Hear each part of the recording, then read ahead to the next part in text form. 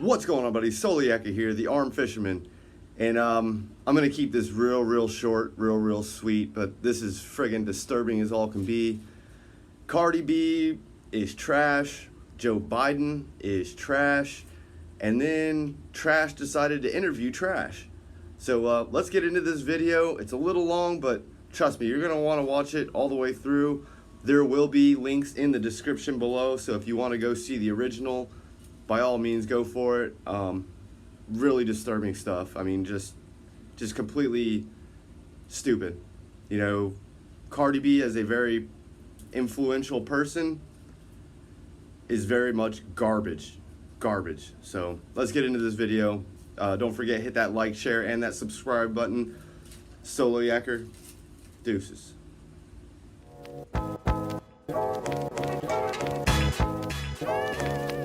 Oh, snap. And now, in a desperate attempt to fill 24 hours of programming, here's some bullshit that happened somewhere today. How you doing? Hi, Biden. How are you? How are you? The name's Joe. Well, hello there, Joe. As a matter of fact, why don't you meet my daughter? The love of my life, the life of my love. She's a fan of yours. Hi, how are you? This is Ashley. Good, how you doing? You know the nickname she gave her father when she was growing up? We call him creepy and crazy Uncle Joe Biden for a reason. She'd call me Joey B. So we may be related or something. Yep, Cardi B and Joey B. I'm a huge fan. I just wanted to say hi. How you doing? I feel so crazy because I feel like I'm a little bit late. But Biden, let me tell you something. When you have kids my age, like the one my age, 2 years old, your schedule never go as planned. You know what I'm saying? You're telling me? I got 4 kids, 5 grandkids. Come on. I'm an expert. I understand about kids. The most important thing in the world. They come first. Right next to me. There you go. And then we're going to have... There you go. All right, great. Okay, got some more family people. Come on in. Yeah, we got a crowd. Did you want to get vice president? There we go. Your granddaughters have one important job. Take care of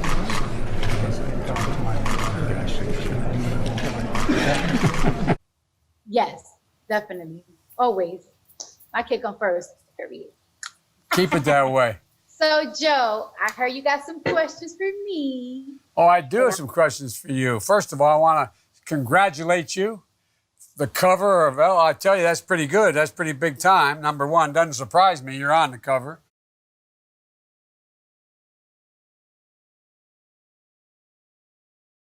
But number two, thanks for your generosity dealing with people who are suffering from COVID.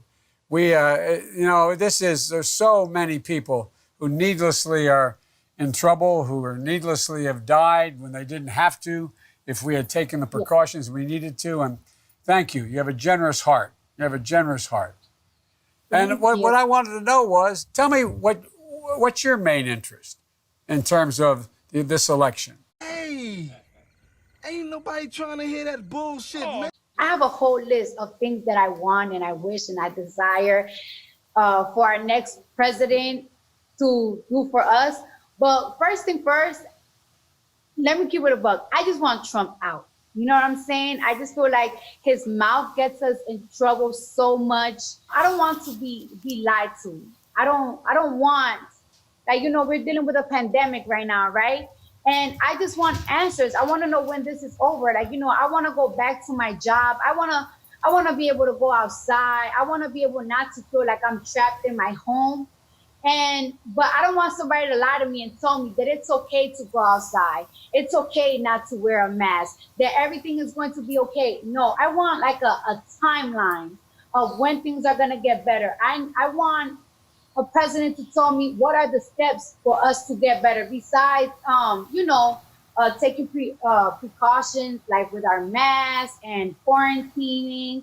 I need somebody to tell me this is going to be over when we find this cure. This is why it's taking so long. This is why other countries are doing better than ours when it comes to this pandemic. I need somebody to tell me the truth, the hardcore truth. And also, I, of course, want free Medicare. Free? Ain't nothing in this world for free. And this is why it's important to have free Medicare, because Look what's happening right now. You see why we should have been have free Medicare for a long time. I, of course, think that we need a free college education. That's second.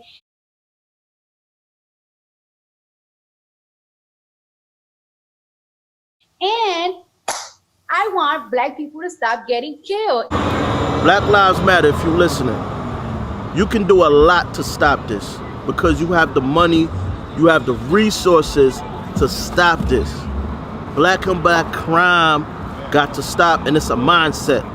And no justice for it. I'm tired of it. I'm tired of it. I just want more stricter laws that is fair to Black citizens. And you know, it's fair for cops too. If you kill somebody that doesn't have a weapon on them, you go to jail. You know what? If I kill somebody, I gotta go to jail. You gotta go to jail too. You are so dumb. You are really dumb. For real. That's all I want. And it's so sad that a pandemic has to happen so people could open their eyes on seeing what type of person are they dealing with. You know what I'm saying? Like, it's like you're really confusing the people. Like, one day you're telling them that this is nothing, that people need to stop getting tested because they're going to get it anyways.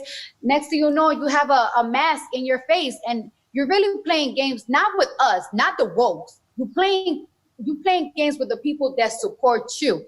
All of this has to happen, this crazy stuff that have to happen so they could open their eyes for the past 4 years. Well, it doesn't have to happen. For example, in 2016, if 18 to 23 or 4-year-olds have voted in the same percentage as the rest of the population, we would have had Hillary Clinton, not him. Hell no, to the no, no, no. Hell to the no, hell to the no, to the no, no, no. Listen.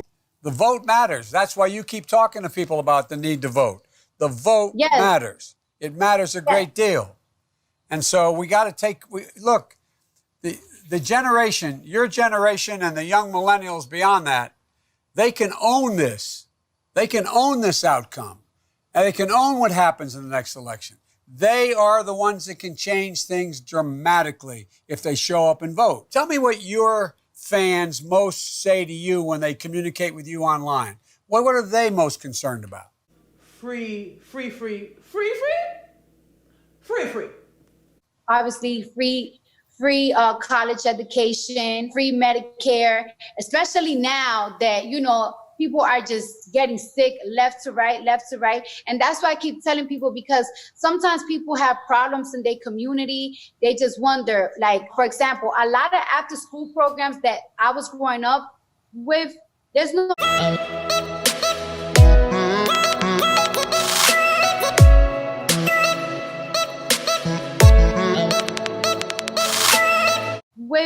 There's no after school programs a lot anymore in my hood. That's right. And it's like people are just wondering why is that? Because people don't want to pay the taxes for it. And that's why this whole thing about government's bad has been such a downer for the things that really matter to you and me. I was doing very well as a single dad when my wife and daughter got killed. And I had 2 boys that survived that accident. I didn't have the money to have someone take care of my kids. Thank God I had my sister, my brother, and my mother who helped me. My sister moved in with me with she and her husband. But look at all the people who don't have that kind of help. And you want to know something, talking to you, you know, I'm always so focused on Medicare and college education.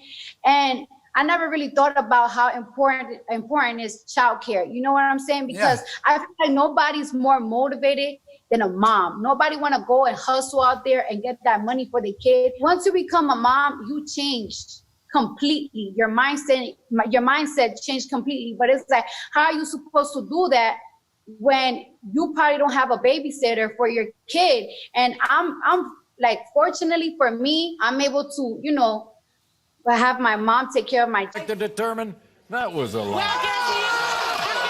But a lot of people, like, it's like their mom cannot retire and take care of their kids. Like, their mom have to work too. One of the things that I admire about you is you keep talking about what I call equity, just decency, fairness.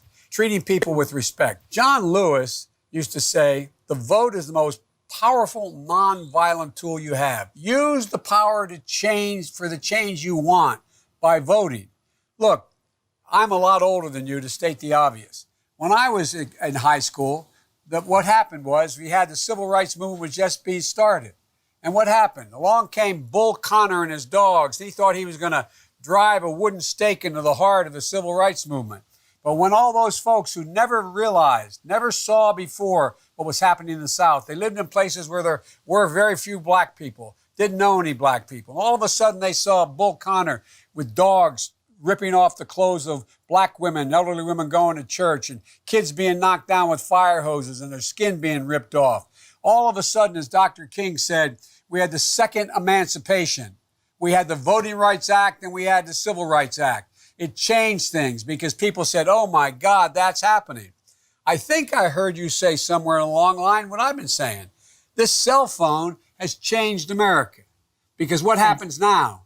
We're at a point where some brave kid, 15 years old, can stand there and for a total of 8 minutes and 46 seconds take a photograph of a black man whose family I know and met with and understand and spent time with and watched him brutally murdered. And people around the world were saying, my God, it really happens? Because I'm not in a neighborhood like that. I don't come from a place. And now, guess what? They're demanding change.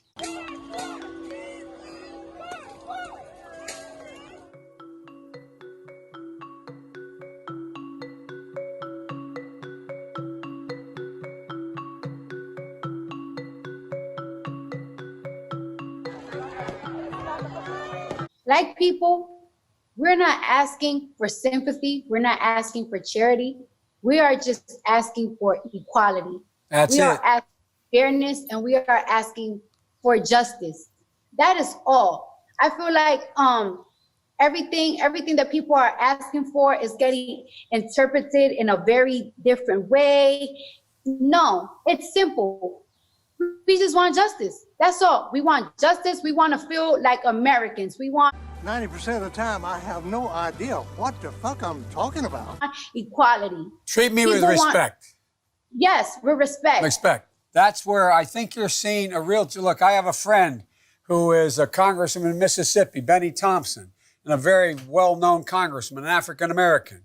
He called me 2 weeks ago. He said, Joe, I just came from a protest in Mississippi. The young people have the energy. I mean, just like Common told us, we need the old people's wisdom and the young people's energy. We can be out here all day long yelling and screaming our hearts out. He said, and I looked out there, and there were I forget how many people. He said there was many white kids marching as black kids. This is Mississippi, Joe. Things are changing, Joe. The reason I'm so optimistic is because of your generation.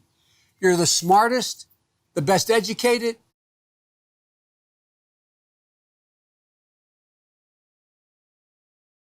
the least prejudiced, and the most engaged generation in American history. And you're going to change things. You're going to change them. You're the reason I have such incredible hope. I really mean it. I'm not trying to be nice. It's a fact. That's what's going to change things. The rest of the world's always looked to us. Why have they looked to us?